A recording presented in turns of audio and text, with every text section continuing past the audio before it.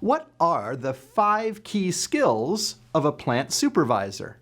I'm Greg Schenkel, President of Unique Training and Development and Frontline Leadership Systems. And in this Leader Feeder, we've got to look at the key skills that a plant supervisor needs in order to be effective in their role. Perhaps the biggest myth in manufacturing, production, distribution is that as long as you've got good technical skills and some experience in the facility, you can be an effective supervisor. And so many companies promote their most technically strong people into supervisory roles only to see them struggle. Now, the reality is, in order to hit your production numbers and achieve the success that you need your supervisors to motivate and engage their team, deal with conflict, and many other things that will crop up that have nothing to do with their technical skills.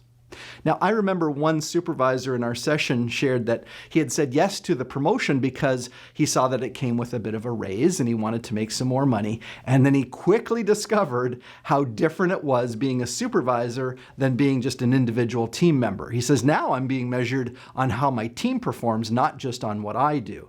So we had him enroll in the Frontline Leadership Training Program, and that gave him the confidence that he needed to perform many of those leadership tasks and be more effective. And he said, now I realize that my job is to get results through other people.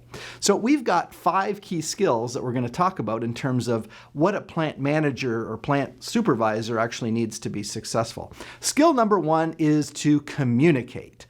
Communication, of course, is the key thing in how you get your expectations across to your team members, how you deal with incidents and issues, how you keep people informed as to what's going on. So communication is skill number 1. Skill number 2 is managing conflict.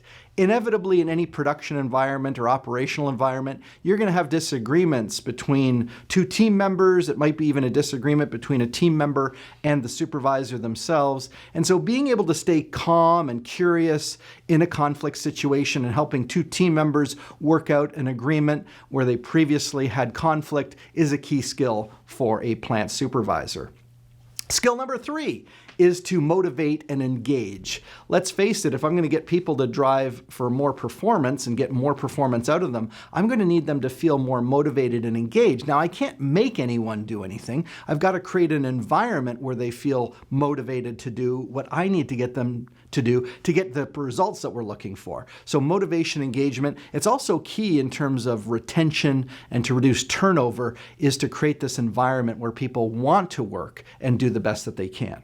Skill number 4 is to lead by example. Now, leading by example, that seems pretty straightforward. Many leaders think it just means that if I say, wear your safety glasses, that you see me wear my safety glasses. That's only the start of leading by example. Really, we need to go a lot deeper because what you want your people to see is an overwhelming amount of evidence that you really do care about what you're telling them is important. So not just wearing your own safety glasses, but measuring safety, talking about it, doing proper training, addressing performance issues when they're not safe. All those kinds of things build up this leading by example mantra that you need as a production supervisor.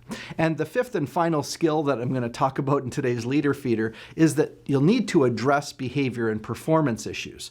Now, behavior and performance issues, they're going to occur often because the employee just doesn't know what your expectations are, or maybe they think that they can get away with something that they probably shouldn't be. So you're going to have to address those issues, but not do it in a way that's punitive. Many supervisors without training will tend to be very accusational in the way that they handle behavior and performance issues. And what we want to do is be more conversational with the goal to make people better at meeting your expectations. So those conversations are crucial.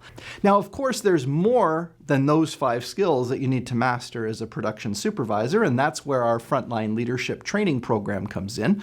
There's really 3 ways that you can access the program. You could enroll in one of our public workshops that we run multiple times a year. You could arrange to have us come on site and deliver the training exclusively for your team, or have us do that through our virtual training studio. And now the newest way is to have our Frontline Leadership On Demand program, where you sign up and your people get access to an on-demand program where they also have to apply their skills in between sessions. Of course, all of that starts with a conversation, and you can do that by visiting our website at uniquedevelopment.com, or why not tap into one of our many social media channels so that we can build a relationship with you that will drive best ever performance for your production facility.